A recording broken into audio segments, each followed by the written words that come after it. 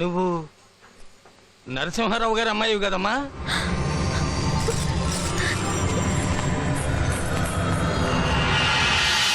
పేరు పెట్టింది నేను, బారసాల చేయించింది నేను. చిన్నప్పటి నుంచి ఈ కళ్ళతో చూస్తున్నవాడిని.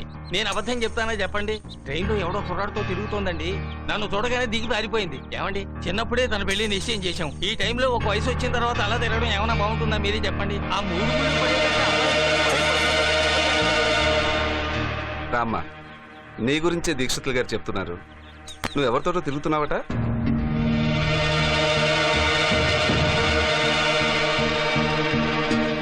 నేను నమ్ముతానమ్మా.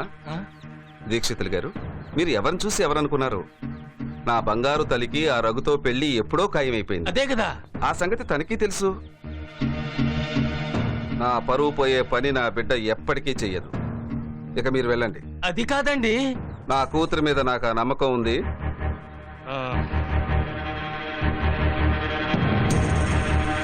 చెప్తాం.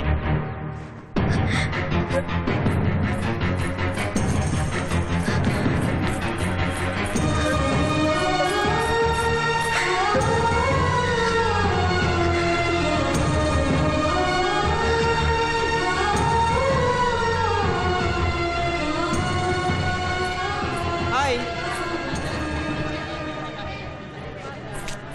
సుజాత, ఏంటి వాళ్ళు ఎక్కడెక్కుతున్నావు? దా. ఏం జరిగింది? నేనంటే నీకు ఇష్టం లేదా? చెప్పవేంటి? ఇష్టమే, కానీ మా నాన్నగారంటే కూడా ఇష్టం. ఆయనకి నా మీద చాలా నమ్మకం. మన విషయం తెలిస్తే బాధపడతారు. ఆయన్ని బాధ పెట్టడం నాకు ఇష్టం లేదు. నిన్న పెద్ద పతివ్రతలాగా పోజుకొచ్చావు. వేసేవన్నీ వ్యధ వేషాలు. మీ నాన్న ముందు నన్ను వ్యధవం చేసావు. చూస్తా నీ సంగతి తెలుస్తుంది.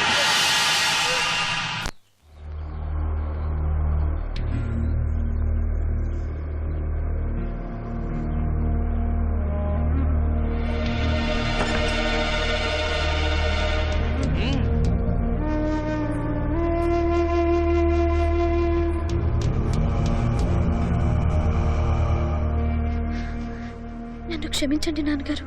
తప్పు నీది కదమ్మా, నాది. ఇప్పుడు నీది పెళ్ళీడు. ఈ వయసులో నీకు పెళ్లి చేయకుండా నిన్ను చదివించడానికి ప్రయత్నం చేశానే, అదే తండ్రిగా నేను చేసిన మొదటి పొరపాటు. కానీ నాన్నగారు. వద్దమ్మా, రఘుతో నీ పెళ్లి త్వరలో జరిపిస్తాను. రేపటి నుంచి నువ్వు కాలేజీకి వెళ్ళవు.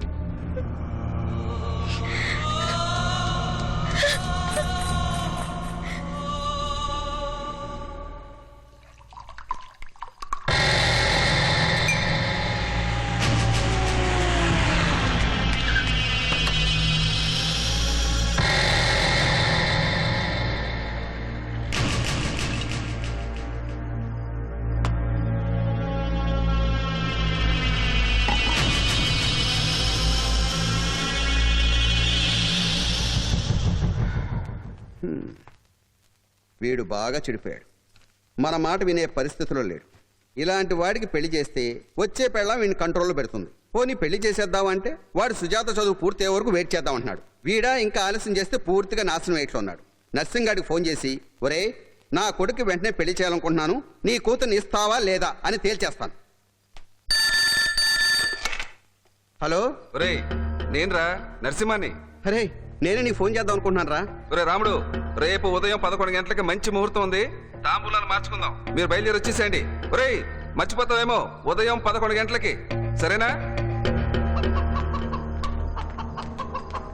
రఘు, ఆగరా.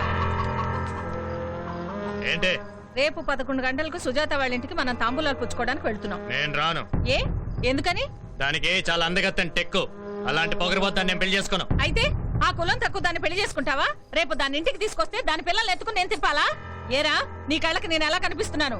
నువ్వు సుజాతనే పెళ్లి చేసుకు తీరాలి. నేను దాన్ని చేసుకోను. చేసుకోకపోతే నేను ఉరి పోసుకొని చేస్తాను. నువ్వు చచ్చినా సరే నేను మాత్రం దాన్ని చేసుకోను. చాలు. ఆగరా నాన్న, ఇప్పుడు నువ్వు చేసుకోను అంటే పరుగు పోతుంది. పోనీ ఒక పని చేస్తావా? నాతో పాటు వచ్చి ఒకసారి ఆ పిల్లని చూడు. అప్పటికి నచ్చలేదంటే నేను వాళ్ళకి ఏదో సర్ది చెప్పు. ఇప్పుడే చెప్పేస్తున్నా కదా, నాకు అది నచ్చదు. అమ్మాయిని చూడకుండా నచ్చలేదంటే నేను వాళ్ళకి ఏదో సర్ది చెప్పను. తల్లిగా అడుగుతున్నాను, ఒక్కసారి నా కోసం రా. తర్వాత సంగతి నేను చూసుకుంటాను సరేనా? అక్కడ నాకు నచ్చకపోతే బలవంతం చేయకూడదు. సరే, బలవంతం చేయి. ఏంటి మీకు పెళ్లి ఏర్పాట్లు చేస్తున్నారంట? ఎవరు చెప్పారు నీకు? నాకు నువ్వు నీకు నేను ఒకరికొకరు. రేయ్. ఇందాకటి నుంచి నాతోనే ఉన్నారు, నాతోనే వచ్చారు, ఇంతలోనే దీంతో ఎలా చెప్పగలిగారా? అదొక పెద్ద టెక్నిక్స్ బాబు. అదే సార్ డాల్బీ డిటిఎస్ వీడికి బాగా ప్రాక్టీస్. అవతలకి. ఇందాక మమ్మ ఏడుస్తుంటే సర్లే వచ్చి చూస్తా అని చెప్పా. ఆ సుజాత నేను ఎప్పుడు పెళ్లి చేసుకోవాలి? నేను నిన్నే పెళ్లి చేసుకుంటాను. నీ మీదొట్టు.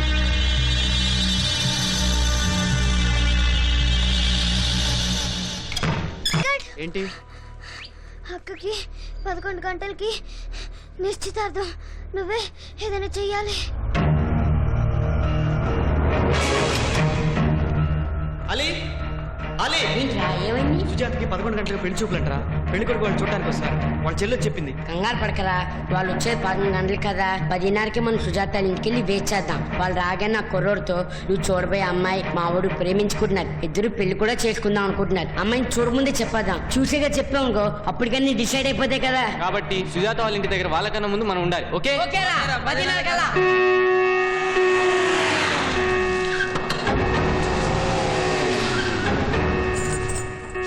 ఏమిటా ఇది? 11 గంటలకు రమ్మంటే 9 గంటలకు వచ్చేసారు. మా వాడి సంగతి నీకు తెలిసిందేగా, లేచిందే పరుగు.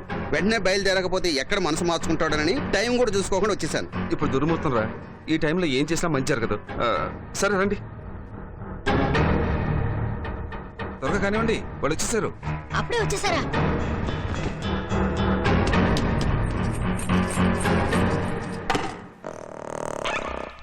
రఘుబాబు గారు మిమ్మల్ని పిలుస్తున్నారండి.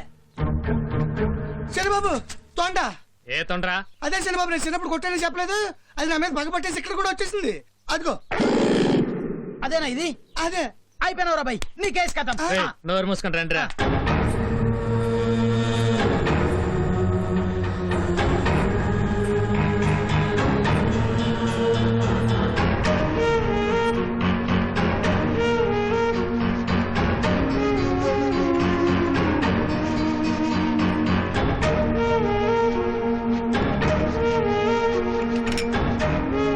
కూర్చో.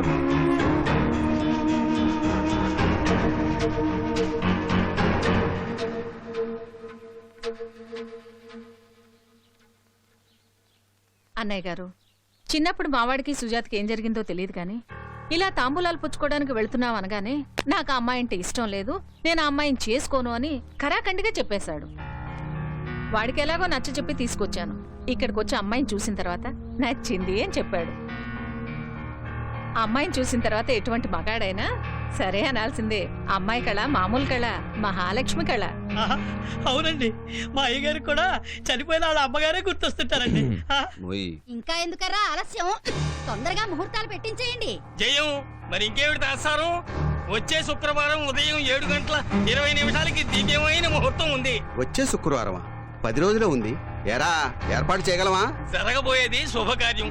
4 చేతులేస్తే ఇదెంత పని చిటికలో అయిపోతుంది. ఒక్క నిమిషం, నేను రఘుతో మాట్లాడాలి. నేను కూడా నీతో మాట్లాడాలి.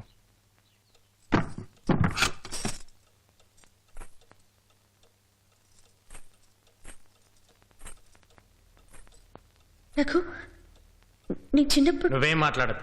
ముందు నేను చెప్పేది విను. చిన్నప్పుడు మన మధ్య గొడవ జరిగినప్పటి నుంచి నువ్వంటే నాకు అసహ్యం పెరిగిపోయింది. జన్మలో నీ ముఖం చూడకూడదనుకున్నాను, కానీ ఇక్కడికి వచ్చాక నిన్ను, నీ అందాన్ని చూశాక నిన్ను తప్ప ఇంకెవ్వరిని పెళ్లి చేసుకోకూడదు అనుకుంటున్నాను.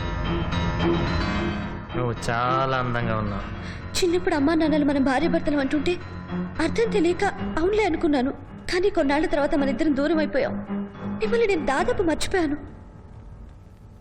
నాకు వెంకటరమణ అనే అబ్బాయితో పరిచయం అయింది. తనంటే నాకు చాలా ఇష్టం. నేను అతన్ని పెళ్లి చేసుకుందాం అనుకుంటున్నాను. నువ్వు అతను ప్రేమిస్తున్నావా? అయినా పర్వాలేదు, పెళ్లి మాత్రం నన్నే చేసుకోవాలి. నేను మిమ్మల్ని పెళ్లి చేసుకున్నా నాకు ప్రతి క్షణం వెంకటే గుర్తొస్తాడు. మీకు దండం పెడతాను, నన్ను అర్థం చేసుకోండి.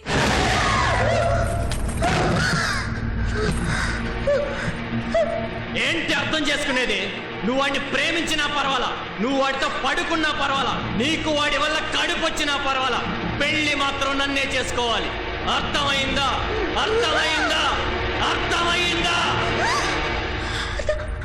అర్థమైంది.